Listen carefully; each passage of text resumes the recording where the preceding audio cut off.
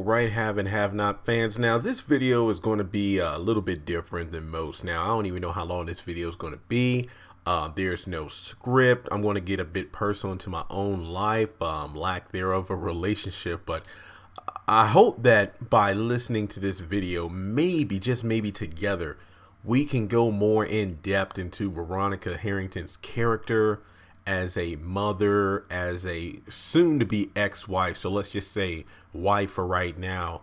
Not even a real friend to other people, being vindictive. I mean, the list of adjectives used to describe Veronica is extensive. So let's just say that this is a unscripted, uncensored kind of personal video that maybe somebody out there listening could relate to. So what the title of this video is, it's a working title, but I might word it some along the lines of, why doesn't Veronica move on, or should Veronica move on? Pretty much moving on from everything in her life that she's doing right now in regards to trying to force her son to give up his homosexual ways and live as a heterosexual. Force him into marriage to a woman, as well as become father to a child, which he unknowingly, I guess you could say, planted the seed within Melissa during that night they both were drunk. Then you look at the flip side of things, where she's literally trying to hold on to a marriage that's been in shambles for the past few seasons with David. I mean, you look at everything that Veronica's doing up to this point. She's literally trying to hold on to her life with strings and ropes that are about to snap. I mean, she's literally trying to keep David and Jeffrey from moving in different directions from what she wants them to move, that at some point it's going to rip apart. Like, everything in her life is going to be destroyed because she's too worried about holding on to what used to be. So I guess you could say Veronica should definitely let go of the past. Let people who want to walk out of her life walk out of her life. And to be honest, I don't know how you feel about Veronica, but in a lot of ways, she actually forced them to leave. It's true that if people want to leave your life, I mean, go back to Tyler Perry's play. One of my favorites, Madea Goes to Jail. I definitely feel like that's one of Tyler Perry's best stage plays. When Madea is talking to Sonny, I've seen so many videos on, even today, it's 2018. And I feel like that play probably came out 2008 or the early 2010s. It was years ago, but it's still relevant, where Madea talks about how people in your life are like the different parts of a tree. Some are the roots that aren't going anywhere. Some are like the leaves that are only here for a season. And, he just goes on into detail. And I really think about the fact that Veronica just spends so much time trying to control other people, trying to get them to do what she wants, because we know, similar to Candace, she loves power and control more than anything else. I believe, yes, it is hard to say or actually see in the show, but I do believe that Veronica and Candace alike do love their families, but it's their own lifestyles that they prefer over everything else. It's like they have nothing against having a stable home environment, but only so long as they're the ones that control. Like, if anybody goes even a centimeter or an inch out of line, they will tear that entire house up just to get those people back in line. It's just ridiculous when you think about it, but when you really look at the psyches of these characters, that's pretty much who they are. So it is kind of sad, because when you really, I urge you to go back and rewatch some of the old episodes. And I'm going to do a video about, just hyping up the idea of either going back to rewatch all of the episodes, or at least a majority of them, before the show returns in May. And what was it? Yesterday was the 27th. I think maybe around 10 p.m.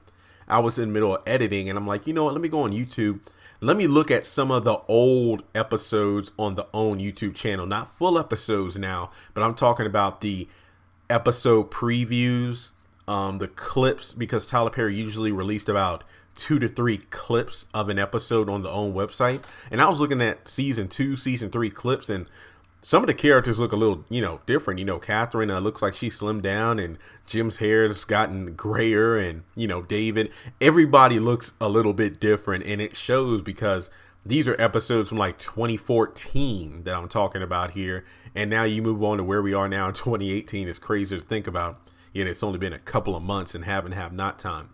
But more along the lines of Veronica, I think the personification of her being willing to destroy everything if it meant keeping her family in line, I feel like that was solidified where she burned down the house with David on the inside of it, you know, in an attempt to teach him a lesson, because she even said that I wasn't trying to kill you. I just wanted to scar you up a bit so no other woman would want you aside from me.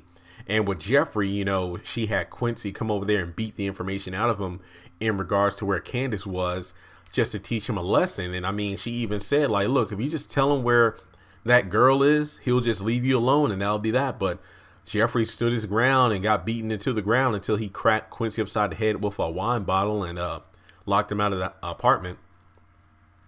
But then you think about all the other people that Veronica has stomped on and literally had killed along the way. I mean, Maggie, I feel like that's the big one I'm talking about here. This just, she will do any and everything to anyone to get her way. And it's just kind of sad when you think about it. I mean, after the whole fallout with the divorce papers, she spent all the time like stalking David and Erica and putting Jeffrey in jail.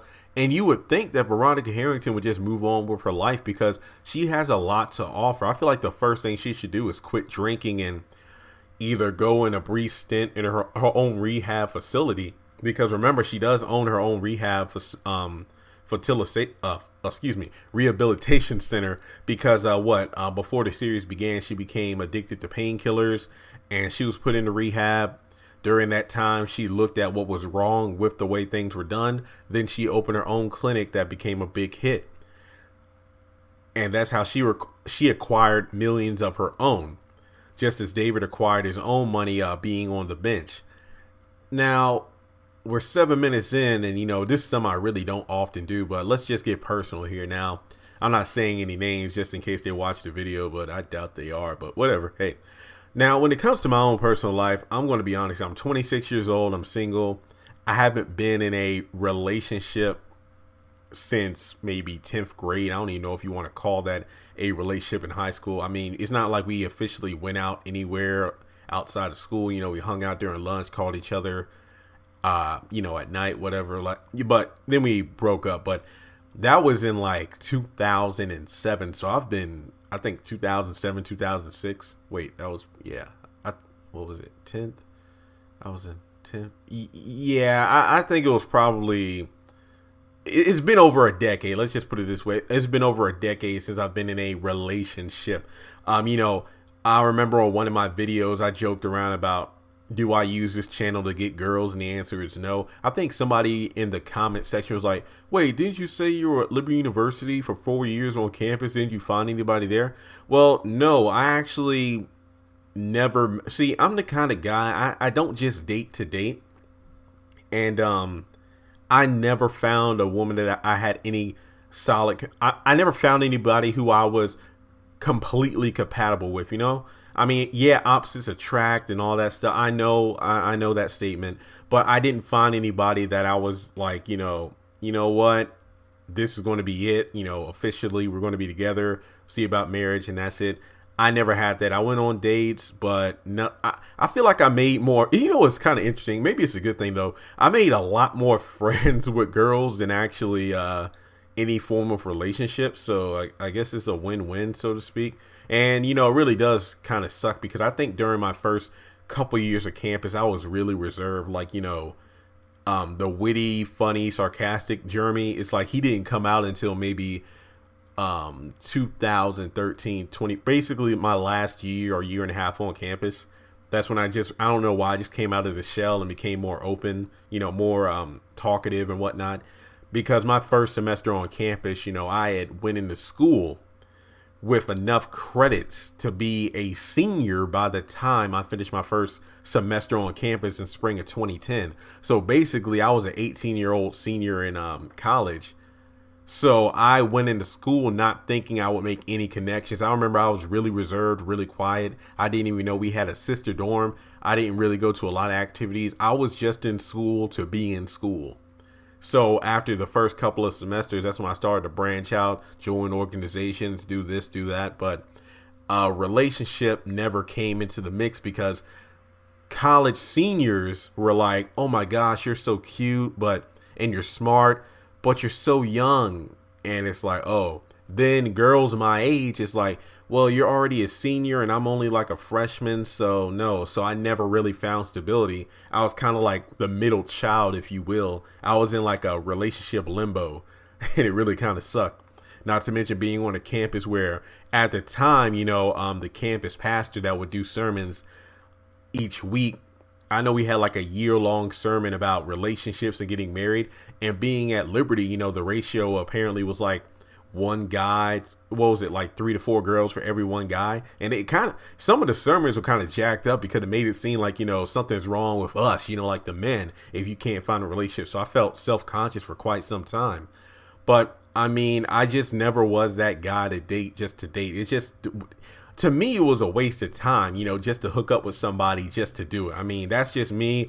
That's how it is. And you probably hang with me now, okay? Because this does relate to Veronica. Just hang with me. Now, another thing that really hurt during college was being that shy person. A lot of my friends, especially on the dorms and whatnot, they were like the buff, kind of jocks that I know that in at least 3 cases, friends of mine, they married my crushes. Like, I had crushes on girls, but then they were the ones to get them because I've actually attempted to, ask them out, but I got friend zoned. But I mean, I'm still cool with all of them. Don't get me wrong. But at the same time, it does kind of suck because I would be the guy to, after finally getting the nerve to ask them out or, just to hang out or something like that, but then get rejected. It's like, "Oh no, I got to do something." And then later that night when your roommate says, "Oh, hey, I was hanging out with so-and-so tonight." I'm like, "Oh, okay." And I was in one of them's weddings, so that was interesting, but whatever. By the time the wedding occurred, obviously I was not into them like that at all. That would have been super awkward. I definitely felt like that would have been a have and a have not moment if that happened. But as time went on, it just kind of really got to me. Like, like, what's wrong with me? Why aren't you with me? I didn't say that to them. I was just, this is like an internal struggle. So I feel like Veronica's kind of the same way, Veronica has that mentality of like, look, if you're not with me, if I can't have you, then nobody else will. It's kind of weird how that's affected, her and David. Then when it comes to Jeffrey, it's like, look, you're either going to stay in line or you're going to go to jail. Basically, he's in jail only until he learns his lesson. I guess you could say to get the gayness beat out of him. It's like, oh, you want to be with men? Then how about you be around these roughnecks in a cage?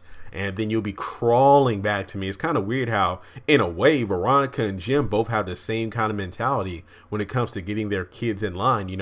Jim put Wyatt in jail. Veronica put Jeffrey in jail. And in a few episodes ago, Jim was like, "Well, Wyatt, remember what you're saying to me now, because at some point soon, you're going to be crawling back to your mother and I." And I feel like the same thing's happening with Jeffrey. Or excuse me, that's what Veronica intended. But thankfully, David's bailing him out. And then he's going to go with Justin like an idiot. But that's another story. Now, back to my life. Now, there is this one girl. Again, I'm not saying any names. But wow. This was the first girl that ever had me thinking about the possibility of getting married and having kids. Now, mind you, this is before we were never in a relationship. I think right when we were at the cusp of making it official, things just fell apart in terms of life plans. She felt called to doing missions overseas and whatnot. I wasn't. And that was, she was like the first girl, the more we got to know each other, the first time I actually was asked those deep questions in terms of when do you see yourself getting married? How many kids? Where do you see yourself? I mean, all the girls I talked to, mind you, we've only been like good friends, but never quite relationship level. So this was the first time this was happening to me, in the fact that, oh man, like this girl, I've known her for a few years. We met on campus, sister dorm, ironically enough, but we never really made it official. And she went on a missions trip. I think during one semester, it was like after the fall semester, she's like, okay, during the spring and summer, I'm going to be in Europe doing a missions thing. And I'm just like, dang. No, I think it wasn't like a missions trip. I think it was more along the lines of kind of a study abroad. That study abroad, that's what it was. And then that's what eventually led to her wanting to do mission stuff. But you know what really sucks? It's like I will never forget. We were on campus. It was like the end of the semester. The day she was leaving, we gave each other a hug. I was going to tell her how I felt about her, but I remember walking to her window because they were in like a 1-story dorm, and this was at a time where Liberty. I mean, they changed the rules a lot. You know, this is like 2012. I'm talking about here. We weren't allowed in like girls' dorms, so the most we could do was like go to their windows and talk. But I think one time I actually went to go see her to tell her how I felt, but she told me about this study abroad thing and how excited she was. But me being an idiot, but I know it's probably like a love story that's really gone awry where the guy is unselfish. I was going to tell her how I felt. Like, this was something that was been bubbling inside of me for like months, and I was actually going to tell her. But I remember knocking on the window, and before I can even say anything, she told me about, yeah, I got accepted to this trip and this and that.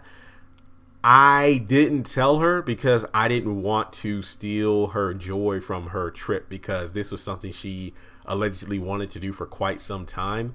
And something inside of me was like, I didn't want to stand in her way. So even the day when she left and I gave her that hug, I mean, it's kind of weird, but I can still like remember the day, the wind, the trees, the way she smelled. I mean, this was real. Like, I was like, oh my God. And I didn't tell her. I could have told her right there, but I didn't. And yeah. So when she came, we actually kept in contact via social media. But when she came back to campus, like, I think for one semester, I mean, it felt different. It just wasn't the same. Like, I think I only saw her twice that semester, and that was it. But before that, when she left, we would see each other like almost every week. So time went on, then things seemed like they were getting, you know, oh my God, I'm coming back for good and I want to see you, and then we'll start a relationship. But that's when it hit the fan with the whole missions trip thing. So that ended. And, you know, hey, we haven't talked since maybe last June, and she got married last weekend. So yeah, there's that. But yeah. Now, I mean, we're still Facebook friends, but we haven't spoke. So I actually saw on my news feed a couple of photos from the wedding, and ironically enough, I think I saw it last night. Yeah, that's right. After I finished editing videos, because I actually posted 4 on the YouTube channel last night. And also quick shout out. A few people on Twitter told me they didn't know the videos came up. It's important to click that little bell notification icon. That way you get the notifications when videos are posted, because that could be a reason some of these videos aren't getting a lot of views, because subscribers haven't clicked that little bell icon to get notified. So just a little thing for you to do there. So when I saw the picture, you know, I'm like, oh, well, you know, this guy, oh, whatever. But I mean, I'm not going to lie. And this is, again, probably the side of me that I hate myself for. It's like the caring, unselfish side. They look happy. I mean, part of me when I first saw it, I'm like, oh, well, I mean, that could have been me. That should have been me. But at the same time, I guess I kind of found inner peace in seeing her happy, even if it wasn't with me. So when I saw that photo, that's really what inspired this video. So, I mean, if this video blows up, I think that'll be very good for me, because it's kind of like, in my own pain, I'm being honest to you all, but at the same time, that inspired me to look at Veronica Harrington in a different light. Because the moment I saw that, you know, those photos of them smiling, her in the wedding dress, yeah, she was beautiful. You know, he seems like a cool cat. You know, I don't know who the guy is, but, you know, it seems whatever. But, I mean, seeing other people happy, even though it hurt me when I let her go, or, well, we kind of ended whatever. We ended before we started. I guess you could say that's the best way to say it. It kind of reminded me of Veronica, where she was looking through the window at David's new house. Like, God knows what she saw. We can only assume it's Erica and David having sex. But I would have liked it, and this is just me. This is just me. I've already done what if videos about what will Veronica see at David's house and things like that. But I would have really liked it, and you've heard me say it before, that Veronica should have looked in and just seen David really happy. I mean, yeah, it would hurt because she would see somebody else living the life that she has dreamed of with the man she had. That was like me seeing that photo. I'm like, that. I mean, when I saw the photo, I felt like Veronica looking through the window, you know, like that was my dream girl. And now somebody else is with her living the life that I could have had. It's like you put your own desires, your ego, your emotions, you put that to the side. I mean, yeah, in some ways, you know, I look back. I mean, that's my problem. I'm an overthinker. I have a good memory, which you can tell based off this channel because obviously I don't know every single detail about the show. I don't remember everything, but for the most part, people do point out. It's like, dang, you pointed out something from like 4 seasons ago. I forgot. That's one of the bad things about having a memory like that because you just remember stuff you wish you could forget. I feel the same way like Veronica. I mean, when looking through that window, and even when she got the phone call from Candace and was like, he got a new house? I wanted to live there. The thing about Veronica, and this is why she should definitely move on, and Tyler Perry can really evolve her character, if there's some redemption in, if she admits to her own shortcomings. Veronica has never stepped back to say, what have I done wrong? What have I done that may have possibly pushed my husband and son away? She hasn't really had that moment. It's kind of like when Hannah talks about Candace in terms of, you know what, Benny? I know you said she's on the straight and narrow. She's trying to do good, but she hasn't had that experience where God has affected her life and that made her change her ways. Same thing with Veronica. Until she really sits back, reevaluates the situation, instead of looking at everyone else and saying that you're against me, like when David showed up after Catherine and Veronica got into that fight after Catherine killed Jennifer Salison, when I think David was trying to, like, you know, patch or band-aid Catherine up, Veronica's like, oh no, you two are working against me. Basically, that's her problem. She never stops to think, what have I done wrong as a wife, a mother, and, well, as I mean, I use air quotation marks when I say this, a friend. Like, what have I done? She doesn't do that. So when it comes to me, I think, and again, I know I shouldn't dwell. It's really not good, like mentally, spiritually, and whatnot. But it does hurt when I think back to all those times where I could have said, you know, I like you, I want to go out. I never did that. That was my fault. So looking through at that photo is kind of like, you know, I had my Veronica moment where it's like, man, oh well. And I think our last conversation was I don't even look at the message, but I can remember it because I think she's like, don't worry, there's somebody out there for you, and I'm like, I doubt it. And that was our last sentence said to each other. That was it. And yeah, hurts like a bitch, but hey, whatever. So, at the end of the day, you know, it really does suck because I think about, through my own pain and emotions, I actually do appreciate Veronica more, but I only appreciate her more in the fact that it does seem possible that redemption for her character is possible. But based off the trailer for the next section of episodes this season, I don't know if that's going to happen because she even says, you know, like, you know, I'm on the warpath. I have you in my sights. And David was like, I don't want to see you again for the rest of my life. And Veronica was like, oh, don't worry. It won't be that much longer. So, let me just put it this way. Even though I had a Veronica moment, I didn't think about things the way she does in terms of like blowing up people's houses and killing people. So don't worry, have and have not fans. I'm not going to that extreme. It's just that it is painful to see the life you could have had, or even worse for Veronica, it's like, this is the life I did have, but I threw it all away because of my own jealousy and paranoia. Because again, David said to Erica he bought this house for Veronica and himself, but he never had the chance to show it to her due to the fact that they never really reconciled after the whole, oh, you kind of almost killed me. and then you had Maggie Day killed. So I feel like, again, Jeffrey is definitely the Grand Canyon between the two. He's really the dividing point, because David really cares about Jeffrey, and the fact that Veronica doesn't seem to want to do anything to help Jeffrey. I mean, in her own twisted way, she feels like she is doing what's best for Jeffrey, but at the same time, that's really driving the wedge even further between herself and David. So I really hope that this video gave you some different insight of Veronica. Now, I'm not saying that she shouldn't get her, just dues, whether it be through the legal system, through karma, but I just feel like at some point Tyler Perry needs to write it so Veronica really feels the weight of all of her actions. Like, after the car wreck, there was talks about, being like Lucius from Empire, where he loses his memory or whatever, and that would have been an interesting angle to take for her character. That way, when people tell her all the terrible things she's done, she can reflect on that and it's like, oh my God.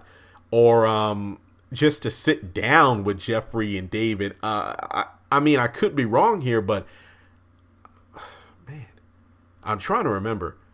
When was the last time we saw all three of them together? Was it in the hospital after Melissa, cut herself, her wrist open? I know one time that really stands out to me was when what was it? When Veronica burnt down the house, and Jeffrey and David were there, and then she got in a taxi and left. But yeah, it's been a while since we've seen all three of them together. So yeah, so I mean, with this video, maybe you all had a story at one point in your lives where you can relate to what I went through, or you can say, when it comes to Veronica Harrington, just let me know in the comments below. Do you feel like there's any way for Veronica Harrington to get redemption? Do you think, like me, in the fact that this isn't going to happen during the opening episodes of May 1st, but I really wanted it to happen where she looks through the window, and instead of putting on a huge show and dropping threats, just walk away and go back to her own house and just kind of sulk and just think about what she saw, instead of getting revenge, just kind of sit down. Like, it would have been perfect. Have her walk in the house. Melissa says something smart, but she doesn't reply. She just goes up to her room and just cries and just thinks about what she did. Is like, David, I love you and stuff like that. But I feel like that would carry more weight than her like blowing the house up, driving the car through it, shooting somebody. That's just my opinion. So with that being said, hopefully, you got a little more insight into the kind of person I am, and that, hey, relationships suck, even if you haven't even been in one. Kind of, yeah, that really sucks. It's almost like I always deal with the negative aspects of a relationship without being in a relationship, and I never get any of the positives of being in a relationship. Yeah, being friend zoned suck. So with that being said, if you haven't done so already, I'll highly suggest subscribing to the channel. Hit that bell notification so whenever I post new content, you'll be well aware, because I really want to make sure everybody on the channel gets a chance to see these videos, share it, comment your thoughts, and yeah, I'll let you know if anything personal like that comes up again. But trust and believe, if there's any way I can relate my life to the haves and the have-nots, and it actually allows me to look at characters in a new light, I'll be more than happy to share.